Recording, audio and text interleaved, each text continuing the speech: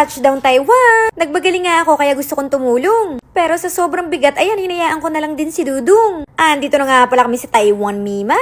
Ako naman ay hindi rin masyadong excited. Hindi naman nga ni kami nagbamasyal dito. Bumibisita nga lang kasi si Dudong. At di rin kasi sila excited dito. Paano sila itaga rito? Anyway, nuknukan pala ng init. Buti na lang hubadera ang aking mga outfit. Hindi alam ng pamilya ni Dudong na kami ay nandito. Pero mamaya kami pupunta sa kanyang mama. Medyo cold talaga ang pamilya ni Dudong. Wala halos silang pakialaman sa isa't isa.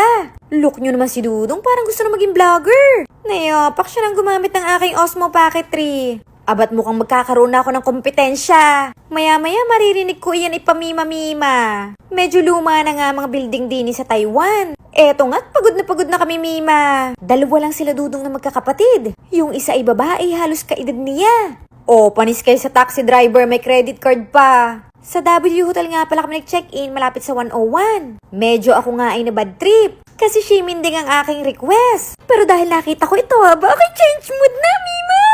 Dito sa amin pinag-iistehan para lang naman malaking BGC.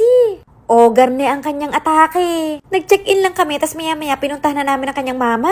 At sabi ko nga mag-MRT kami, Mima. Gusto ko kasing ipakita sa video. At lalo na nga na-stress si Dudong. Bukod sa napakarami na ng tao, wala pa siyang upuan, Mima.